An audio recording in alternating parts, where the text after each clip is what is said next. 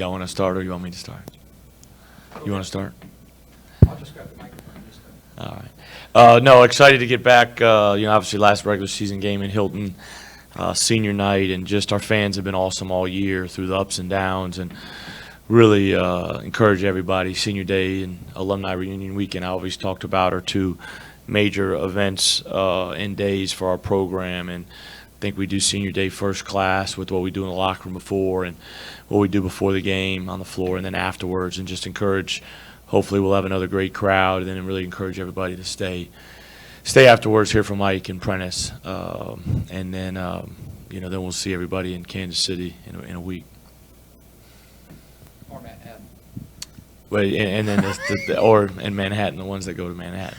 In what ways have Mike and Prentice, impacted the program since it? Mike's going to leave here as a champion, as a conference champion. I was looking at, I think since 2005, only two programs have won the Big 12 tournament more than once. Us in Kansas, and so he's. We did a thing today. I think we've got the fourth most conference tournament titles since 2000 of any BCS program. And so obviously he will leave here a champion, and was really, really impactful with that team last year. And Mike's a guy that's going to, that has his degree, that's going to play basketball for a long time and then do really well in whatever business that he chooses. But I think he's represented, had a lot of connections to Iowa State, before getting here, just because of his relationship with Larry. Had a really good sit-out year for us last year. I think was obviously really close with Mariel and Tyrese and Mike. Those guys were really, really close, and thought he really impacted that team last year with the way he competed in practice every day. And I think Prentice is, obviously represented our program the right way, on and off the floor. He brings a great deal of toughness and an edge, to our team. And, he's another guy that's handled himself well through all the ups and the downs that this season has had for us, and so very appreciative of that. And he's a guy that's going to go on, and he's graduated as well. And, he's working on another degree now, but got his degree, and whether it's basketball or outside of basketball, he's going to do really good things. What's the dynamic, do you feel like, either on senior day or just overall, when you have two guys that aren't four-year players saying their goodbyes? Obviously Mike's been here for 3 years, played for 2, and then Prentice 1 for 2. Yeah, I think that's the one great thing about this place is, once you come here, they kind of wrap their arms around you, and they got the saying "loyal, forever true" here with Iowa State. But I think they wrap their arms around you, and the fan base really embraces you, and really appreciative of all the efforts that you've given on and off the floor, whether it's basketball-wise or in the community service-wise, because it's kind of a prereq here. If you're going to play here and do it the right way, you got to be a good player, but you got to represent yourself the right way, and you got to be awesome in the community, and you got to be able to give back. And so, Nader texted me the other day. He was a guy. He was here 3 years. Burton was here, 2.5 years. Those guys love this place the same way, but. The 4 and 5 year guys, obviously, they're here longer. It's going to be maybe a deeper connection because of the longevity of them being here. But I think Jamal Tinsley, when he came back for the reunion a couple years ago, he played 2 years here, right? Man, he was in awe getting back here. And so I think everyone has their own story. Everyone's been part of different teams and different coaches. But I think that this place is very unique. You turn on the TV, I talk about it all the time. There's not many programs that have the fan base that we do. And I think every one of these guys really appreciate that. In that vein, so you've been doing this for 4 years, so it's one person out of 40,000, but does that heckler last year have any effect on how you guys do things, or no? No, not at all. Not at all. That was just an unfortunate situation.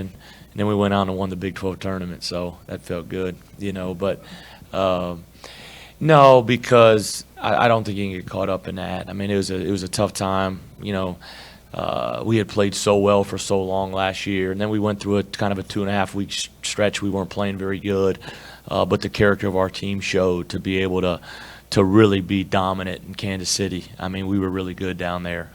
Beat Baylor by double figures, Kansas by double figures. Kansas State was a dogfight. And so, you know, I think senior day is really powerful. And, you know, that was an unfortunate incident, but that's going to happen every now and then, you know. But as me, as the head coach and leader, I got to make sure, you know, I always going to do right by my guys and do everything first class. And that's why we do it the way we do it. And if that happens, that's one out of – we got a lot of good fans here. And so it's just unfortunate. I wouldn't think that happened again. With the turnovers continuing to be pretty high for this team, what needs to change against West Virginia to keep those? You got to pretty take care of low? the ball. I mean, that's you know, our guard play's got to be really good. We got to make sure we have good spacing. This is a game. This is really not a set game. This is a player's game from a standpoint. You got to keep the floor space. You got to land on 2 feet. You got to move the ball. You got to make extra pass. And then we have open shots. We got to knock them down. You know, West Virginia, they've struggled on the road a little bit from a standpoint of scoring. I think you got to, when you really look at it, you really got to beat West Virginia by defending them, and so you can play in transition and not go against all the all the full court pressure, and then the overplaying, you know, when the defense is set. But we've got to do a great job of not having any live ball turnovers and giving them baskets off that. Watching the Texas game this morning, I think Texas was like minus 20-something in Morgantown. And at some point in that game, Texas was +8, and so turnover battle will be huge. We got to do a great job with that. What kind of opportunity is there still this week, especially for Rajier and Trey at that point guard spot against a team like West Virginia, but then also kind of a tough team against Kansas State as they continue into that point guard role? Yeah, I mean, you look at, Oklahoma State's a game where it's about making plays because of the way they defend. Obviously, this West Virginia game is like that as well, and so both of those guys as freshmen and sophomore are going to get a lot more experience, you know, going against another high level defense. And then Bruce's team's always been very fundamentally sound defensively, tough, physical, not as much the overplaying as West Virginia, Oklahoma State, but very, very fundamentally sound and really, really tough. And so 2 really tough matchups when you are going against defensive-minded teams. Obviously, West Virginia struggled lately, I think basically because of offense. Their defense has been a constant. What's the key to piercing that, not only the full court, but they're so good in the half court too, and defending all the way out to the three-point line? Well, I think it goes back to we got to be good defensively to where we're not just getting overpowered in the paint. We're not giving up second chance points. We're not putting them on the free throw line because then the game slows down. They're able to set their press. They're able to, you know, get their half-court defense setting their pressure. If we're to play off misses, we can play in transition. We can get the ball moving against a broken defense. We can get some rim runs and some 1-to-5s and 1-to-2-to-5s. And so I think that, you know, I was just talking with Danielle, who has the scout. I was like, man, you're trying to figure out an offensive game plan to spread them out and attack the basket and make good decisions. But, man, really, you've got to be really good against them defensively. And if you can do that, it'll open up a lot of things for us offensively. But we've got to be good offensively in the full – you know, we didn't turn it over in the full court against them. I think one time we just kind of made a bonehead play, you know, to where our guys, they're going too fast. Our turnovers came in the full court. Excuse me, in the half court. And that's where we can't have those turnovers. But if we do turn it over, man, it got to be dead ball turnovers. You know, where if we're post feed, we'd rather throw it too far and throw it out of bounds than give them, I guess, a live ball turnover and get easy baskets, because they are a team that, if you look, I mean, they're in the 50s scoring on the road, and they didn't shoot it great against Oklahoma, and hopefully they have another shooting night like that tomorrow. With you guys kind of wanting to play to some degree inside out, how difficult is that against this team with their front court? Well, we got it. That's why hopefully we can get misses, and if we can play misses, you know, if you watched you were there, you watched the game. But against Oklahoma State, we were able to get, when we got misses, we were able to a lot easier paint touches, whether that's paint touch by a post feed or paint touch by Rossier coming off the middle ball screen. So I think it goes back to defense, but. You know, if they're switching ball screens, it gives us a chance to really try to attack and throw it in there to Solomon. If not, you know, Solomon, George, Mike, whoever it is, we just got to make a conscious effort to go in there. But they've got to take their time and not get caught up in Sheboy and Culver's size. You know, we just got to go right at them. And our numbers in the paint last game weren't very good. That's a big goal. We've got to get that better this game. You're good. Excuse me. The roster's going to turn over by at least 5 this year, 4 high school kids and Javen, at least. You've got the 2 seniors you're losing were sit-out guys. What's the perfect roster? A bunch of really good players. I mean, You know what I'm talking about. Yeah. The whole, the board in your office or whatever. What would be the perfect roster?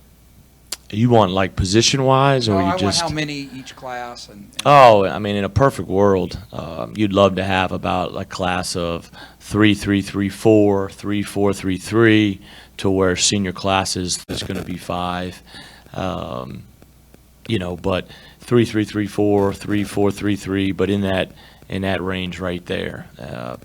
And you look at next year.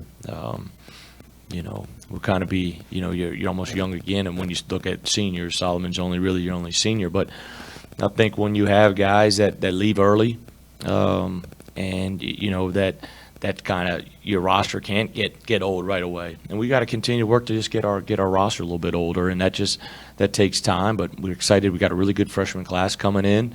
We got to address some recruiting in the spring. But if you saw, 2 years ago. We moved our win total 10 wins and got back to the tournament, won conference championship, and had 2 guys get a freshman get drafted, had a senior get drafted that probably wasn't on draft boards when he transferred here. So a lot of really good things have happened, and so we got to take that right mindset, same mindset as we go into this spring. We got Javen obviously sitting out, who can add some pieces at a couple different positions for us. We'll have some experience coming back. And then make the necessary, changes and the things we got to do in recruiting to get back where we need to be. Not to jump ahead, but since you mentioned it there, what are you thinking that you look for in spring recruiting position? I mean, is there a certain thing that you think next year's team needs? Yeah, I don't want to get too caught up. I mean, talking about next year and recruiting and all that. But I mean, when the season ends, address our roster, and then go from there. But I want to talk. I mean, I know Randy was asking about the roster, what a perfect roster looks like from a classification. You don't want to have 6, 7 seniors, in your class. That's just too many. And I think in men's basketball, if you can keep it between 3 and 5 is great. But, we do have a couple open scholarships, or, what do we have right now? 1, I think, maybe. I may be forecasting. Yeah. So then we don't have any. So there's no reason to talk about spring recruiting. All right, thank you. Thanks, guys.